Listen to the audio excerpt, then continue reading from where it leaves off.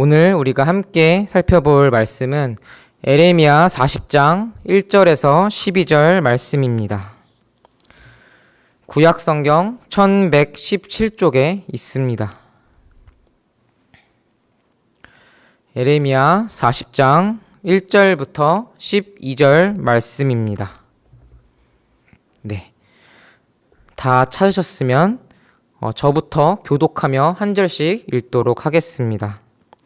사령관 느부사라단이 예루살렘과 유다의 포로를 바벨론으로 옮기는 중에 에레미야도 잡혀 사슬로 결박되어 가다가 라마에서 풀려난 후에 말씀이 여호와께로부터 에레미야에게 임하니라.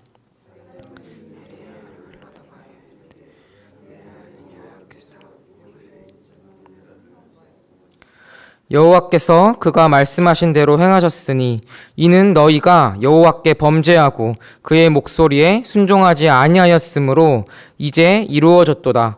이 일이 너희에게 임한 것이니라.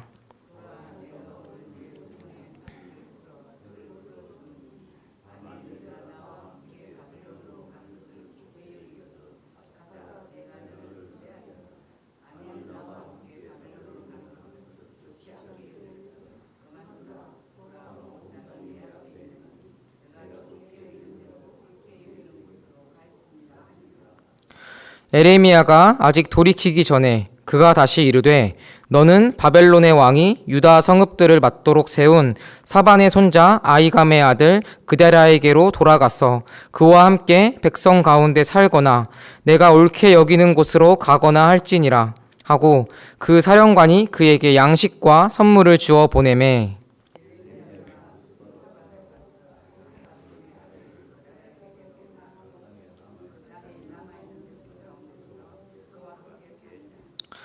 들에 있는 모든 지휘관과 그 부하들이 바벨론의 왕이 아히감의 아들 그데랴에게 그 땅을 맡기고 남녀와 유아와 바벨론으로 잡혀가지 아니한 빈민을 그에게 위임하였다 함을 듣고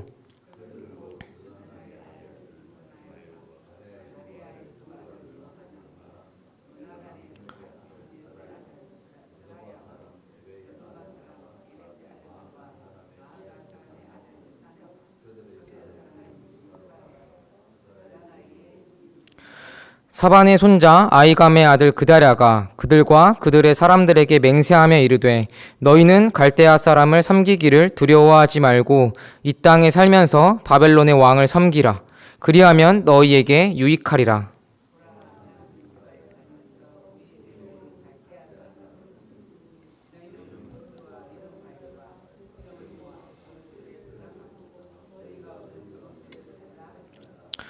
모압과 암몬 자손과 에돔과 모든 지방에 있는 유다 사람도 바벨론의 왕이 유다의 사람을 남겨둔 것과 사반의 손자 아히감의 아들 그데랴를 그들을 위하여 세웠다 함을 듣고 모든 유다 사람이 쫓겨났던 각 처에서 돌아와 유다 땅 미스바에 사는 그데랴에게 이르러 포도주와 여름 과일을 심히 많이 모으니라. 아멘. 네, 오늘 말씀 2절과 3절부터 함께 살펴보도록 하겠습니다. 오늘 말씀 2절과 3절은 그 느부사라단이 하나님의 선지자인 에레미야에게 예루살렘이 멸망한 이유에 대해 말하고 있습니다. 그런데 이 느부사라단이 말하는 내용을 보면 참 놀랍습니다. 그가 말하기를 너희가 여호와의 말씀에 불순종하였고 범죄하여 이 모든 일이 너희에게 임한 것이다 라고 말을 합니다.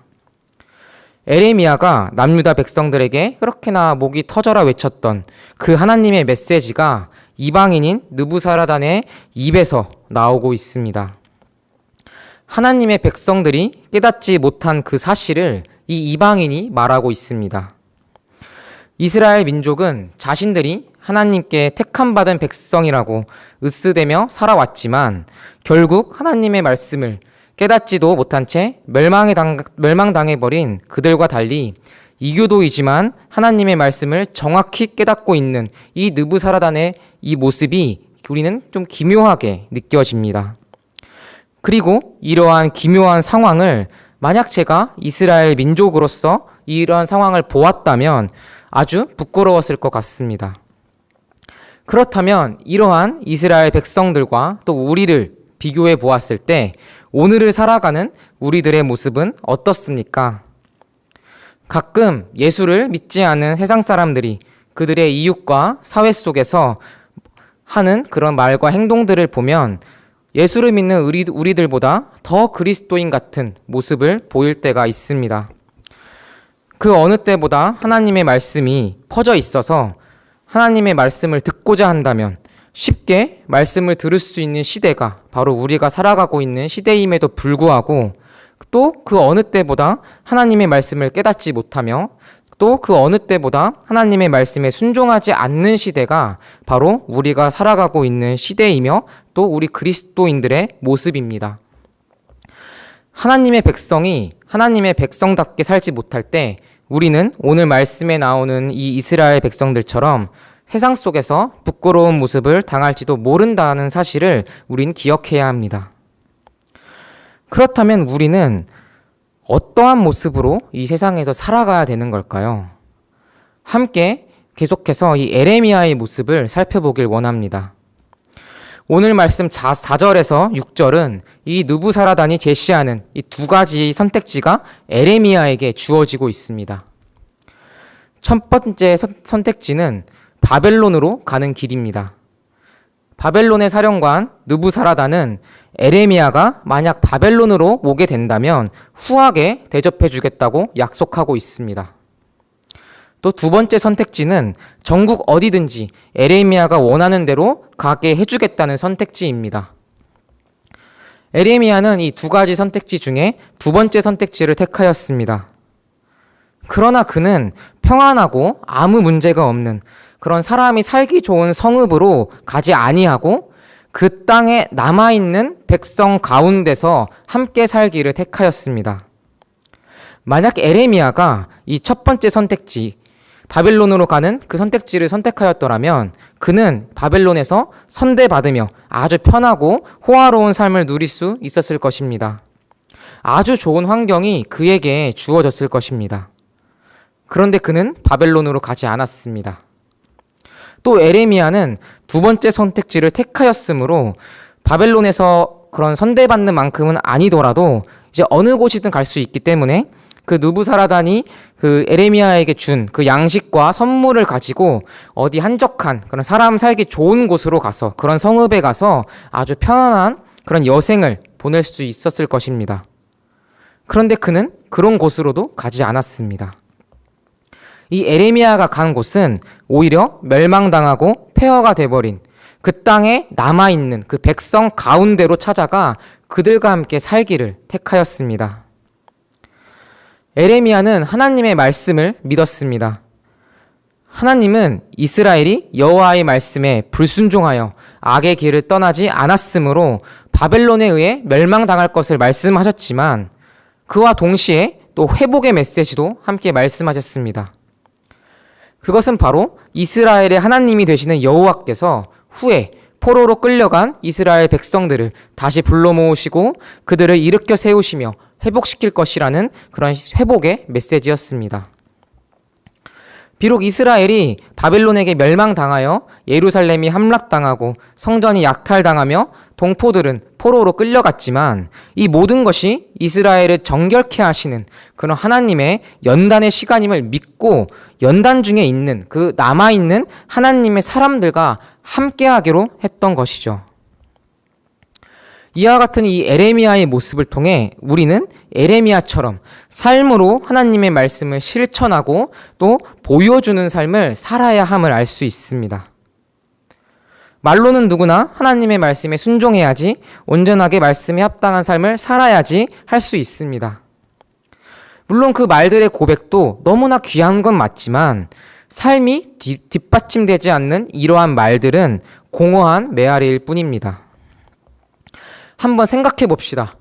그토록 남유다 백성들에게 여호와의 말씀에 순종할 것과 돌아올 것을 촉구하며 바벨론에 의한 남유다의 멸망을 외쳤던 이 에레미야가 이 느부사라단의 그 제안대로 바벨론에 갔다면 아마 에레미야는 조국을 팔아넘긴 그런 매국노라는 낙인이 찍힌 채 백성들에게 신뢰를 잃어버렸을 것입니다.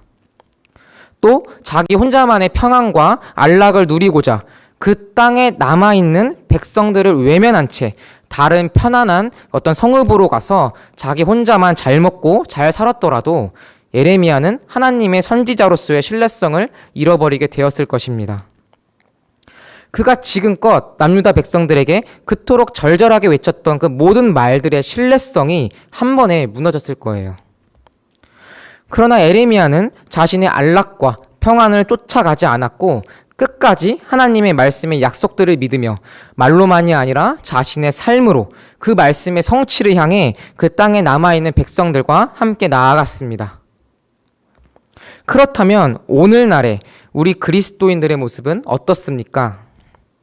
옛날에는 교회를 다닌다고 하면 다들 인정해 주었습니다. 교회를 다니고 예수를 믿는다는 것 자체가 어떠한 신뢰의 상징이 되었던 때가 있었습니다. 그러나 오늘날의 세상이 바라보는 우리 기독교의 모습과 그리스도인들의 모습은 신뢰를 잃어버렸고 심지어 기피의 대상이 되어가고 있습니다. 그리고 이를 반증하듯 우리가 보는 영화나 드라마나 같은 그런 미디어 콘텐츠들 속에 그려지는 이런 교회와 그리스도인들의 모습을 보면 온갖 범죄와 악의 모습으로 우리가 속해 있는 교회가 그리고 기독교가 그려지고 있습니다. 그리고 사람들은 이렇게 그려지고 있는 기독교의 모습을 보면서 반감과 적대감을 표출하기보다는 공감과 환호를 보내고 있는 게 우리가 살아가고 있는 이 세상입니다. 오늘을 살아가고 있는 우리들의 모습은 과연 어떻습니까? 하나님의 말씀과 뜻을 보여주는 삶을 보여주고 있습니까? 아니면 수치스러운 삶을 보여주고 있습니까? 비록 하나님의 말씀대로 살고 연단받는 그 삶이 고난과 역경의 연속일지라도 우리는 에레미야와 같이 하나님의 말씀의 신실함을 굳게 믿으며 삶으로써 말씀을 살아내야 될 줄을 믿습니다. 오늘 말씀 7절에서 12절 말씀은 그다랴라는 유다 총독을 중심으로 남아있는 자들에 대한 이야기가 나오고 있습니다. 바벨론으로부터 총독으로 임명된 이 그다랴는 사람들을 불러 모아놓고는 바벨론 사람들을 섬기기를 두려워 말고 이 땅에서 잘 살며 바벨론의 왕을 섬기라고 말하고 있습니다. 각 성에서 포도주와 여름 과일들을 모아 저장하고 다시 터전을 재건하며 바벨론을 섬기기를 두려워 말고 그들을 섬기며 잘 살자라고 말하고 있습니다. 언뜻 보면 바벨론에게 멸망당한 그런 조국의 사람들로 불러놓고 바벨론을 섬기라고 말하는 이 그다랴의 모습은 어쩌면 바벨론의 앞잡이처럼 그려지기도 합니다. 그러나 이 그다랴가 말한 지금 살고 있는 이 땅에서 잘 살아가면서 바벨론을 섬기라 라는 이 메시지는 이 에레미야가 바벨론의 포로로 끌려간 그 동포들에게 보낸 편지에도 나와 있는 그런 동일한 메시지로서 그다랴 또한 에레미야처럼 이스라엘을 다시 회복시키실 하나님의 말씀을 믿었었고 그렇기 때문에 지금 이스라엘이 처한 현실 속에서 바벨론의 지배를 받게 하신 하나님의 뜻에 순종하자는 메시지였던 것입니다. 그리고 더 나아가 하나님이 다시 우리 이스라엘을 정결케 하심으로 온전히 회복시키시고 세우기를 기다리자라는 메시지였던 것이죠.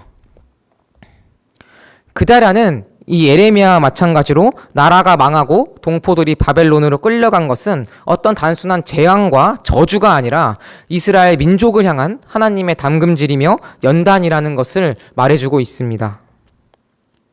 그리고 이와 같은 그다랴의 메시지가 선포되자 어떤 일이 일어났냐면 오늘 말씀 12절과 같이 뿔뿔이 흩어졌던 유다 사람들이 돌아왔다고 합니다.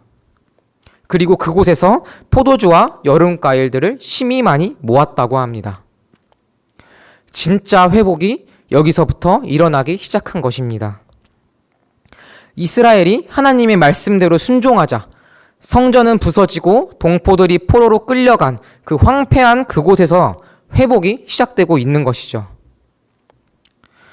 우리의 삶은 어쩌면 하나님의 말씀을 깨닫지도 못하고 하나님의 말씀을 들었으면서도 불순종하였던 그런 이스라엘과 같은 모습일지도 모르겠습니다.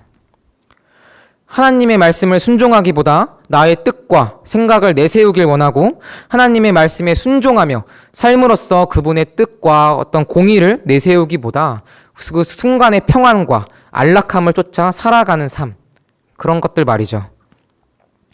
그러나 우리는 오늘 하나님의 말씀에 끝까지 순종하며 나아갔던 에레미야와 그다랴, 그리고 그 땅에 남아있는 백성들의 모습을 함께 보았습니다.